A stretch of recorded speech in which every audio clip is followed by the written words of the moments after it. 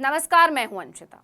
क्या भाजपा नई संसद में प्रवेश के साथ ही नया संविधान बनाने के एजेंडे पर लग चुकी है? क्या मोदी सरकार भारत को समाजवादी और धर्मनिरपेक्ष देश नहीं रहने देना चाहती? महिला बिल पर चर्चा के बीच इस सवाल पर चर्चा लगभग गायब है, लेकिन इसका विरोध तो शुरू हो ही गया है। यह सवाल इसलिए उठा है क्योंकि देश के संविधान की प्रस्तावना से इन दो शब्दों को हटा दिया गया है। सरकार ने सांसदों को देने के लिए जो संविधान छापा है, उसमें से समाजवादी और धर्मनिरपेक्ष शब्द हटा दिया गया है। अब इस पर बवाल मच गया है। कांग्रेस से लेकर टीएमसी हर कोई सवाल उठा रहा है। विपक्ष का कहना है कि संविधान बदलने की कोशिश शुरू हो गई है। अब विपक्ष तो आरोप लगा रहा है, लेकिन इसके साथ ही बड़ा सवाल ये उठता है कि आखिर ऐसा करने के पीछे सरकार की राजनीतिक मंशा क्या है? क्या मोदी सरकार नया विवाद खड़ा करना चाहती है? सेक्युलर और सोशलिस्ट, ये दो शब्द जो हमारे संविधान का आधार हैं, देश की खूबसूरती हैं, ये दो शब्द बताते हैं कि भारत एक ऐसा देश है जहां सभी धर्मों का सम्मान होता है, सभी धर्मों के लोग एक साथ मिलकर रहते हैं, एक दूसरे के त्योहार मनाते हैं, सबका बराबर हक है, ऊंच नीच जाति के आधार पर भेदभाव का यहां कोई स्थान नहीं है। लेकिन सरकार ने इन्हीं शब्दों को हटा दिया। आप जानते ही हैं कि 19 सितंबर को नए संसद में पहली कार्रवाई हुई। इस कार्यक्रम में सभी सांसदों को संविधान की कॉपियां बांटी गईं, लेकिन जैसे ही ये कॉपियां विपक्षी नेताओं ने खोली, उन्होंने मोदी सरकार की इस कलाकारी को पकड़ लिया और मोदी सरकार को घेरना शुरू कर दिया। संविधान की इस कॉपी से दो आधार शब्द हटा दिए गए हैं। लोकसभा में विपक्ष के नेता अधीर रंजन चौधरी ने आरोप लगाते हुए कहा कि जब कल संसद के अंदर मैं संविधान पढ़ रहा था तो मुझे उसमें धर्मनिरपेक्ष और समाजवादी के ये दो शब्द नहीं मिले। वहां मैंने अपनी तरफ से इन्हें जोड़ दिया। मैंने इसे राहुल गांधी को भी दिखाया। मैंने कहा कि देखिए, ये संविधान में छेड़छाड़ होनी शुरू हो गई है। दो शब्द नहीं मिले, मैं अपनी तरफ से ये दो शब्द जोड़ दिए थे।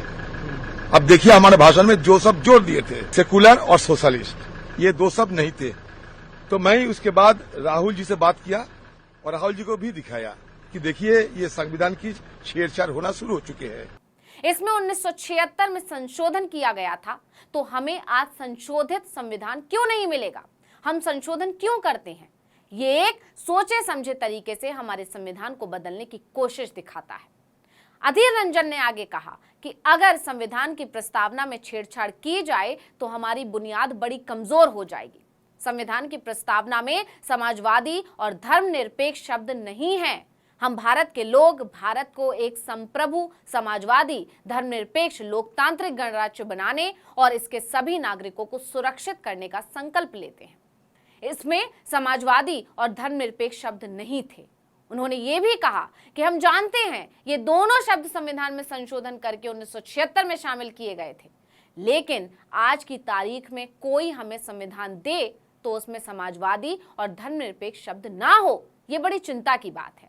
मोदी सरकार को घेरते हुए कांग्रेस नेता ने आगे कहा कि अगर आप कुछ बोलने की कोशिश करोगे तो वो कहेंगे कि शुरू में तो यही था, जो शुरू में था वही दे रहे हैं, लेकिन अंदर की मंशा कुछ और है, इरादे में खोट है। मैं इस सब से डरा हुआ हूं, मैं बहुत ज्यादा चिंतित हूं। हमें बोलने का भी मौका नहीं दिया गया। मैं कोशिश कर रहा था कि इस मौके को संसद में उठाऊं, लेकिन हमें वहां बोलने का भी मौका नहीं दिया गया। मतलब आप ये समझिए कि अब तो विपक्ष को पहले से ही पता होता है कि अगर वो कोई मुद्दा उठाएंगे तो सरकार की तरफ से क्या जवाब दिया जाएगा, और विपक्ष सही भी साबित हो जाता है, क्योंकि कानून मंत्री ने ठीक वैसा ही जवाब दिया। आपको बता दें कि इस मामले पर विवाद बढ़ा तो अर्जुन राम मेघवाल का जवाब तुरंत आ गया, जैसे उन्हें पहले से पता हो कि ये सवाल उठेंगे। सरकार की तरफ से जो ये बदलाव किया गया है, इस पर विपक्ष जरूर उंगली उठाएगा, इसलिए वो सारी तैयारी के साथ बैठे थे। अधीर रंजन के आरोप पर अपनी सरकार का बचाव करते हुए कानून मंत्री ने कहा कि जब संविधान अस्तित्व में आया तब समाजवादी और धर्मनिरपेक्ष शब्द नहीं थे। ये शब्द संविधान के 42वें संशोधन में जोड़े गए। अब यहाँ सोचने वाली बात यह है कि जब सरकार खुद इस बात को मान रही है कि संशोधन हुआ था, तो फिर सांसदों को मौजूदा संविधान की कॉपियां क्यों नहीं दी गईं?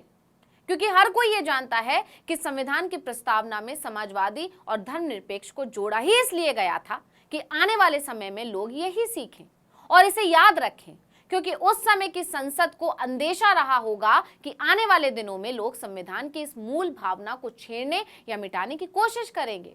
और ये डर 45 साल बाद सच में बदल गया। मोदी सरकार ने समाजवादी और धर्मनिरपेक्ष इन दोनों शब्दों को मिटा दिया। क्या ये सरकार की राजनीतिक मंशा पर सवाल नहीं खड़े करता है? क्या इसे संकेत माना जाए कि सरकार संविधान में बदलाव की शुरुआत कर रही है? हालांकि ये इतना आसान नहीं है, लेकिन फिर भी सरकार ने बेहद चालाकी से एक कोशिश तो कर ही डाली है। हर कोई जानता है कि बीजेपी धर्म की राजनीति करती है। बीजेपी हो या आरएसएस, इनकी तरफ से बार बार हिंदू राष्ट्र की बात कही जाती है। ऐसे में संविधान से धर्मनिरपेक्ष शब्द को हटा देना, समाजवाद को हटा देना सरकार को कटघरे में खड़ा करता है। सवाल है कि क्या सरकार समाजवाद और धर्मनिरपेक्षता के खिलाफ है? सिर्फ कांग्रेस ने ही नहीं, तृणमूल कांग्रेस ने भी सरकार पर तीखे वार किए। टीएमसी सांसद डोला सेन ने आरोप लगाते हुए कहा कि केंद्र सरकार ने संविधान की नई कॉपी से सेकुलर और सोशलिस्ट शब्द हटा दिए हैं। सांसद ने पूछा कि सरकार ने संविधान की कॉपी में इतना बड़ा बदलाव बिना चर्चा के कैसे कर लिया। उनका सरकार से यह भी सवाल है कि उन दो शब्दों को अचानक कैसे हटा दिया गया। डोला सेन ने कहा कि इस मुद्दे को लेकर टीएमसी विरोध प्रदर्शन करेगी। डोला सेन ने आगे कहा कि यह सरकार संविधान विरोधी है। हालांकि कुछ राजनीति के जानकारों का दावा है कि बीजेपी ने ऐसा जानबूझकर किया है।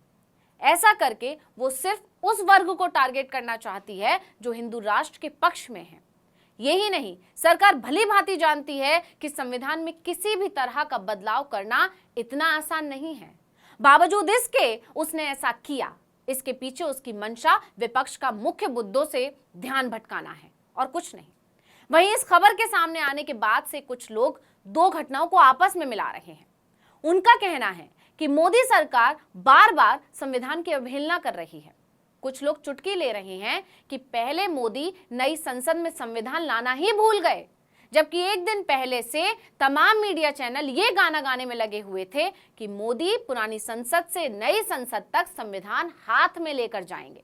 लेकिन 19 सितंबर की तस्वीरों और वीडियो में तो ऐसा कुछ भी देखने को नहीं मिला, बल्कि संविधान तो विपक्ष के हाथ में नजर आया। इसके बाद अब विपक्ष आरोप लगा रहा है कि संविधान से दो शब्द हटा दिए गए हैं। सबसे ज्यादा चिंता की बात यह है कि ये कोई गलती नहीं है। कानून मंत्री के बयान से ये तो साफ हो गया कि सरकार ने ये जानबूझकर किया है, लेकिन इसके पीछे उसके असल इरादे क्या हैं, ये सवाल अब भी बना हुआ। तो इस वीडियो में इतना ही। आपसे अनुरोध है कि यूट्यूब पर हमारे चैनल आर्टिकल 19 इंडिया को सब्सक्राइब कीजिए, फेसबुक पर लाइक कीजिए, कमेंट करके बताइए आपको हमारा ये वीडियो कैसा लगा। आने वाले दिनों में हम और किन मुद्दों पर वीडियो बनाएं, ये भी जरूर बताइएगा। ट्विटर हैंडल है आर्टिकल 19 _ इंडिया, इसको भी फॉलो कर लीजिए। नमस्कार।